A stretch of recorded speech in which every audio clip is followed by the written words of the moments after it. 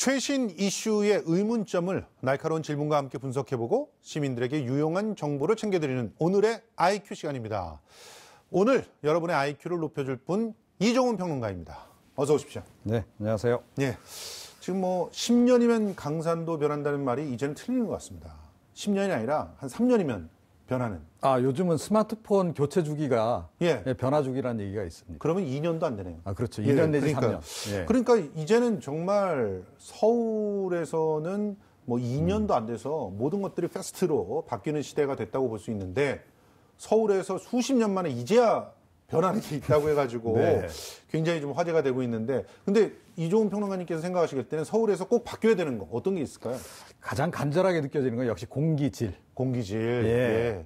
그러니까 저 어렸을 때는 사실은 한강에서 수영도 하고 스케이트 타고 이랬거든요, 겨울에. 그때 지구 온난화, 물론 이제 이게 서울시만한 문제는 아닙니다만, 그렇죠. 그때 굉장히 공기질이 좋았기 때문에 여름에는 적당히 덥고 겨울에 적당히 춥고, 그래서 사실은 굉장히 쾌적했었거든요. 근데 그게 좀 가장 아쉽죠. 지금. 사실은 고도 성장기에 너무나 많은 그런 온실가스들을 우리가 배출했기 때문이 아닌가 그런 생각을 해봅니다. 그런데 수십 년 동안 변함없이 그 자리를 지켜오던 것, 그렇지만 이제 변화를 준비하는 것, 그 중에 하나가 오늘의 IQ 주제입니다. 화면으로 만나보시죠.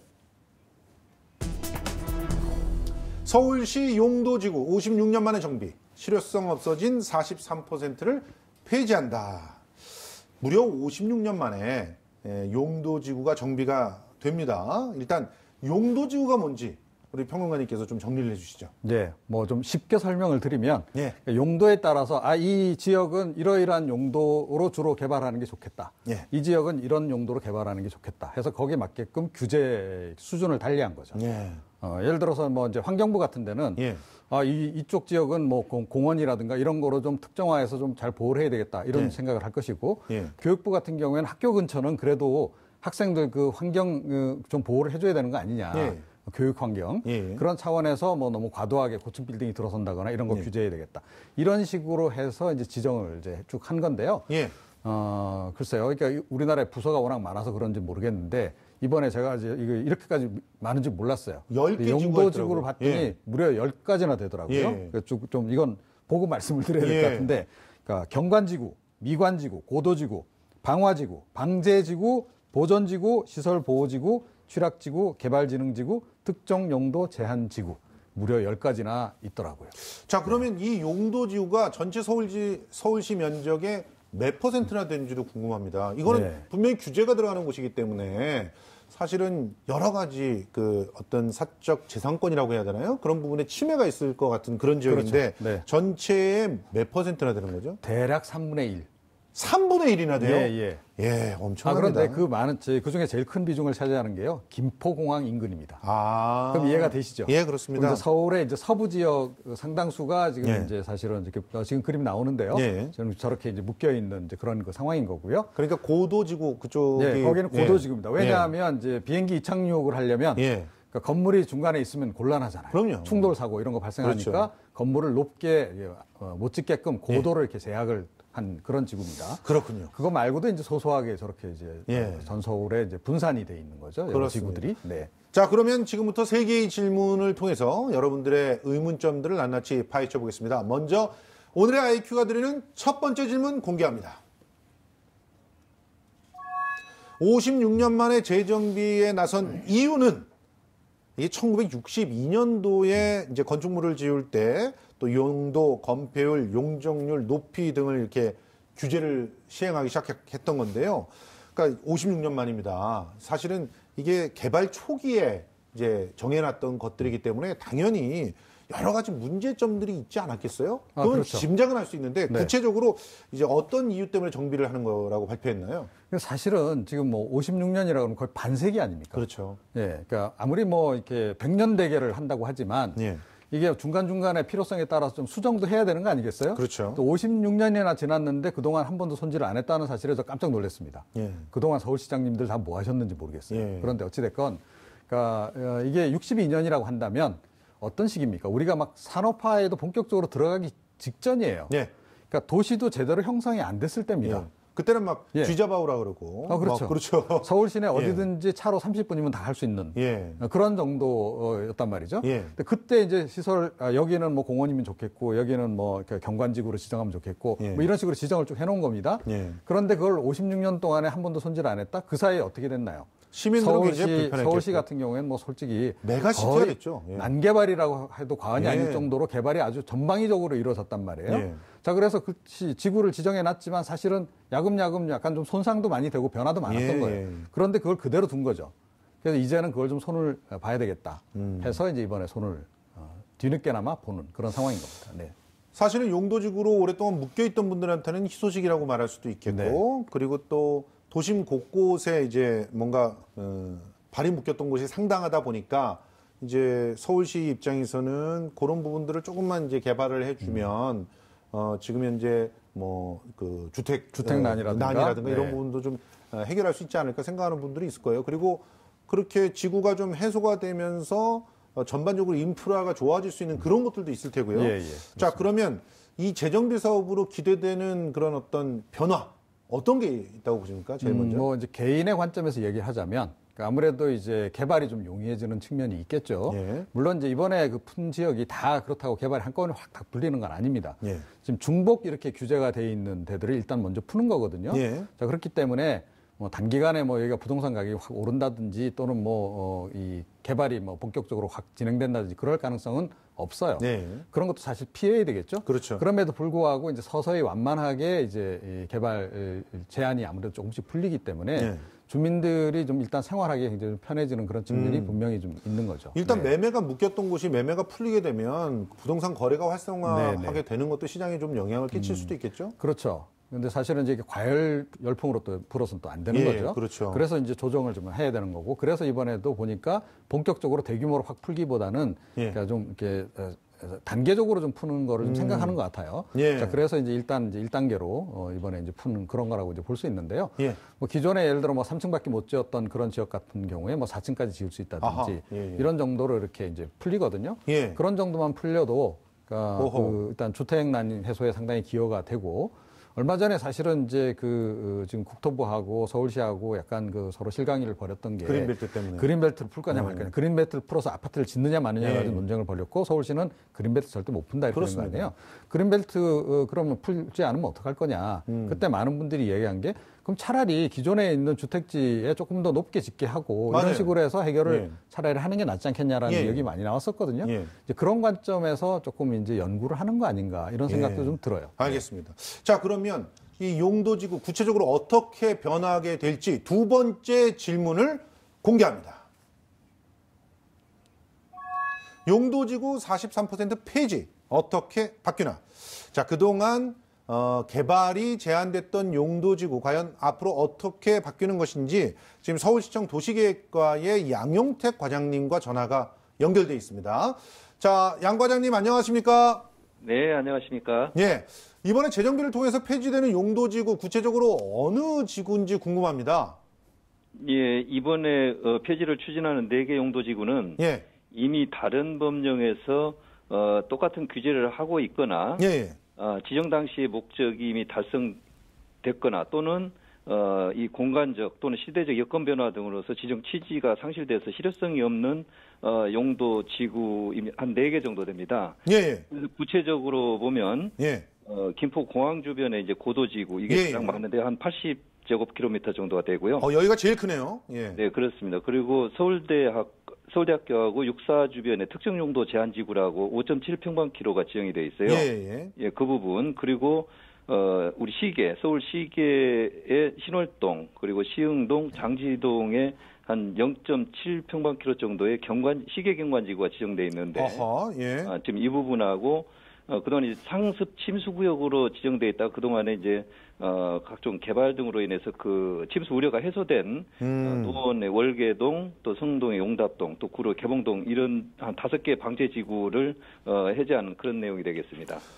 지금 보니까요, 굉장히 범위가 큰 데가 김포공항 주변의 고도지구인데 여기는 사실은 폐지가 돼도 되는 곳입니까?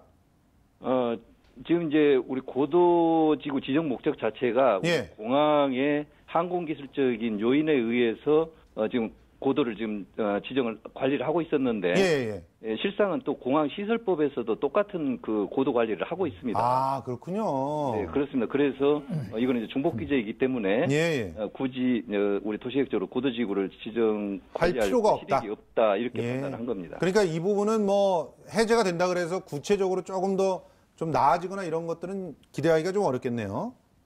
예, 뭐 이제 공항 기술적으로 하여튼 그 판단해서 높이를 관리를 하기 때문에 그 법에 따르면 되겠습니다. 그렇습니다.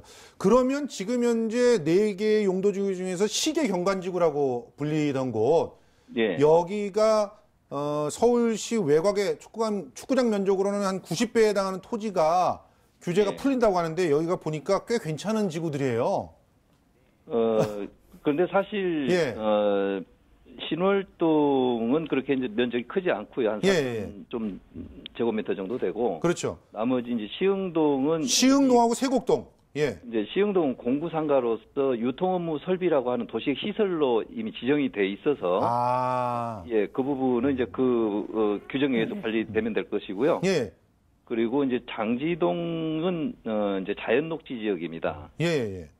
그래서 이제 자연녹지 지역의 경우는 이제 건폐율, 용적률이 이제 그런 주거 지역에 비해서 상당히 강화되어 있어요. 그래서 건폐율이 20%이고 용적률이 50%이기 때문에 다만 이게 시계 경관지구에서 해제된다 손 치더라도 이제 자연녹지 지역의 건축 규모와 또 용도가 제한이 되기 때문에 여기만 특별히 그 시계 경관지구로서 관리해야 될 실익이 또 없다. 그래서 다소라도 주민들의 경제 활동에 좀 도움이 되게 하고자 해제를 하게 되었습니다. 그렇군요. 그러니까 지금 저 신월지구나 세곡지구 같은 경우는 뭐 약간은 그런 혜택들이 좀 있을 수는 있지만 그렇게 과하게 나아지는 것은 아니다. 뭐 이렇게 말씀을 하시는 건데 지금 용도지구 폐지되는 나머지 3곳이 중복 규제로 인해서 규제 실효성이 떨어져서 폐지가 된다라고 말씀하셨어요. 그러면 지금 서울시가 용도지구 폐지를 하더라도 타 법령에 따른 그런 규제들이 있으니까 별 차이가 없는 그런 곳이 고도지구 하나밖에 없는 건가요? 고도지구도 그렇고요. 자연녹지 시계 경관지구 안에 있는 자연녹지 지역도 마찬가지입니다. 그러니까 세곡 장지지구 이쪽 말씀이시죠? 네, 그렇습니다. 저 그러면 일단 지금은 용도지구가 많이 이렇게 폐지된다고 하지만 실제로 이걸로 부동산이 들썩이거나 이럴 염려는 별로 없다고 봐야 되겠군요. 주민 생활이 다소 이제 불편했던 점들을 좀 완화해주는 그런 정도로 이해를 하시면 될 것 같습니다. 자, 이렇게 폐지되는 4개의 용도지구 앞으로 좀 다른 용도지구도 어떻게 보면은 검토를 한다는 얘기일 텐데 어떤 계획을 갖고 계십니까? 지금 국토계획법이 개정이 되면서 그동안 오랫동안 운영해왔던 미관지구가 폐지되고 그 미관지구를 이제 경관지구하고 통합하도록 그렇게 돼 있습니다. 그래서 사실 그동안 이제 미관지구의 폐지를 요구하는 주민 불편 요구 사항들이 되게 그동안에 많았었고요.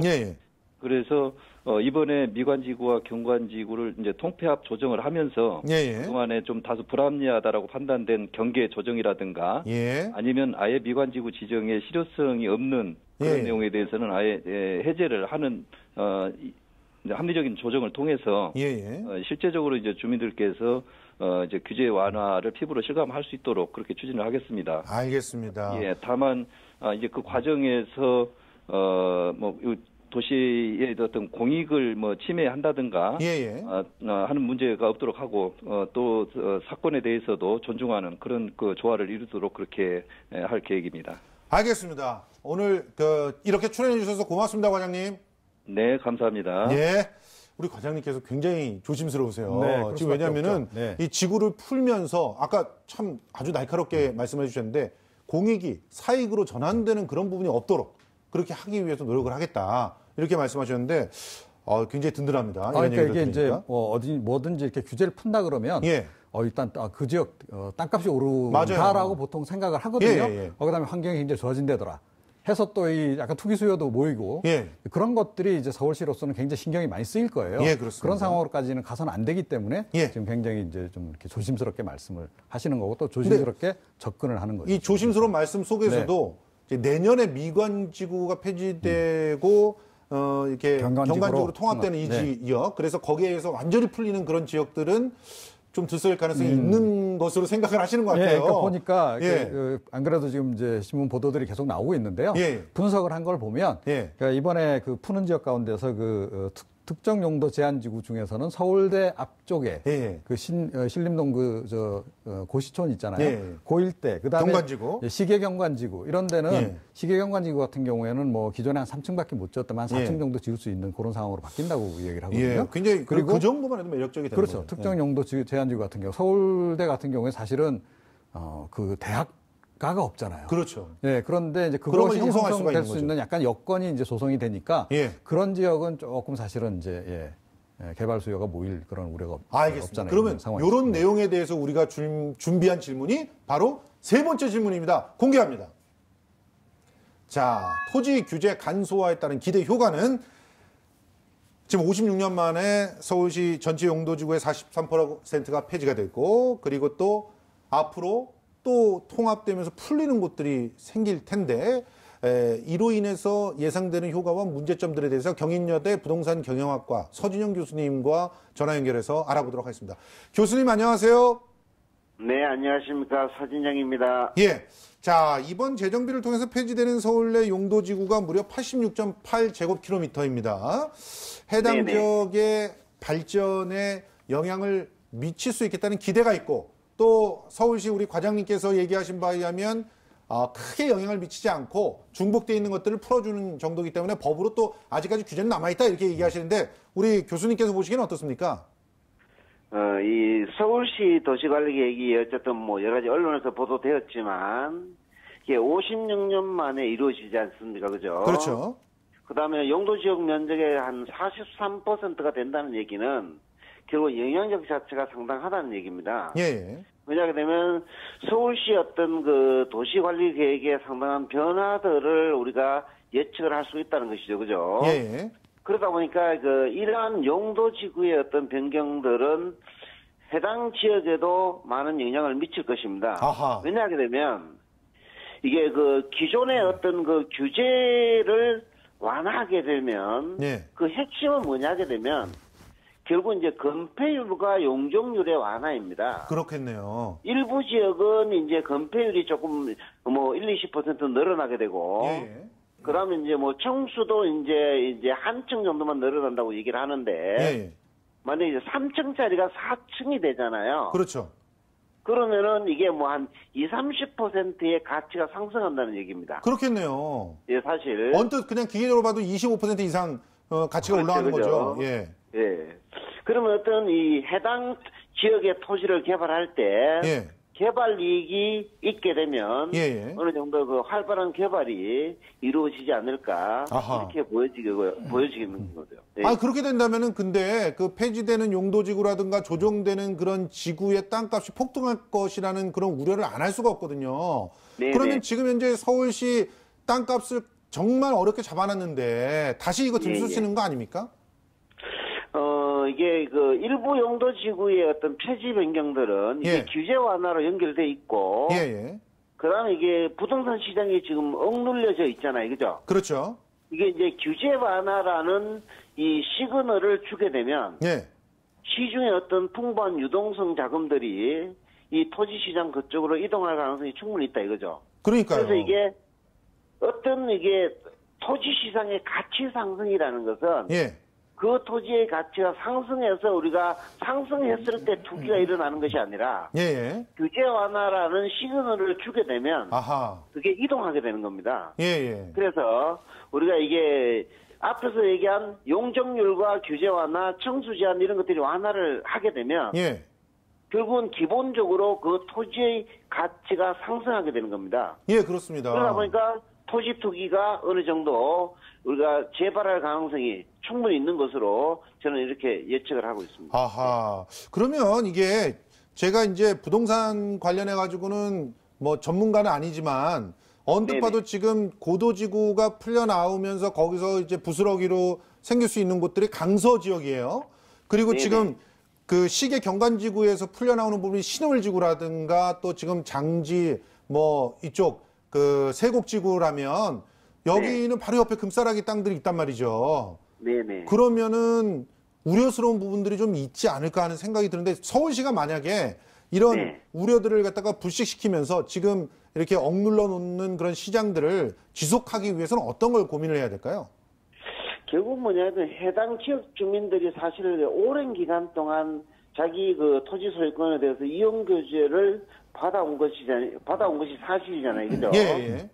그래서 어쨌든 뭐 해당 지역 주민들이 소유 부동산을 좀 그래도 효율적으로 좀 이용할 수 있도록 그 지역 실정에 좀 맞는 지역 지구제를 시행을 해서 중복 규제가 대부분 이제 사라지는 쪽으로 도시관리 계획을 좀 이렇게 장기적으로 섬세하게 우리가 그 지역별로 변경이 이루어져야만 될 것으로 이렇게 보여지고요. 이런 것들을 할 때는 결국은 그 주민들의 의견들을 충분히 수렴을 해서 그 주민 중심의 어떤 그 제도 변경이 이루어져야 되지 않을까 이렇게 보여지고요.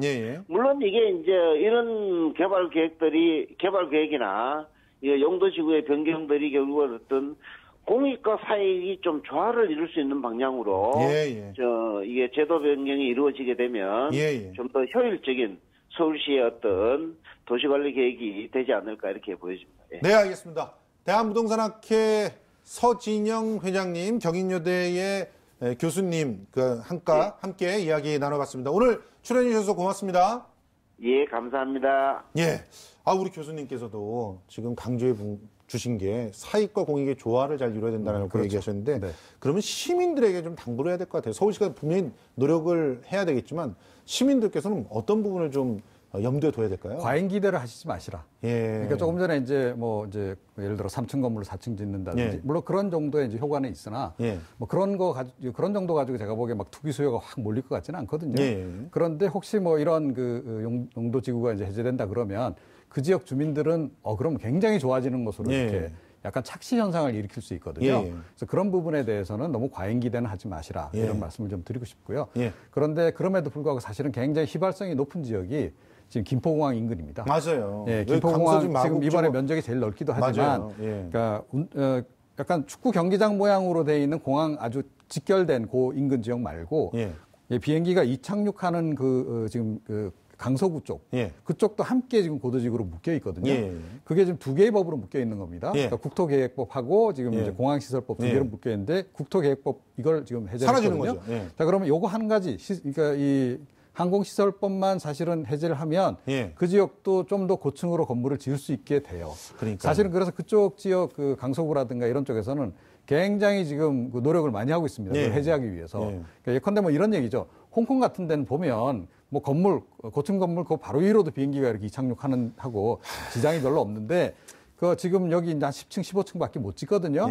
그거보다 한 2배 정도는 올려도 큰 문제가 없다라고 지금 뭐 연구 보고서도 지금 만들고 막 이런 식으로 해서 사실은 그쪽에서 그런 쪽으로 앞으로 굉장히 노력을 많이 할 것 같아요. 그래서 안전이 제일 우선이라는 걸 다시 한번 생각해 주셨으면 그렇습니다. 그래서 안전과 그러니까 공익이죠. 그것과 이제 사익, 그쪽에 이제 땅을 가지고 계신 분들의 개발, 이것 간에 이제 균형을 잘 맞춰야 되는데 상당히 이 부분은 앞으로도 좀 쟁점은 많이 될 것 같다. 알겠습니다. 예전에 기억하시죠? 그러니까 잠실 롯데 타워 건설할 때 논란처럼 앞으로 그런 논란이 좀 유발될 가능성은 없지 않아 있다 이렇게 생각합니다. 그런데 거기 뭐 활주로까지 옮겨가면서 했던 그런 식으로 전철은 다시는 밟으면 안 된다. 그런 식은 뭐 이제 문재인 정부에서 그런 일은 없겠죠. 그렇습니다.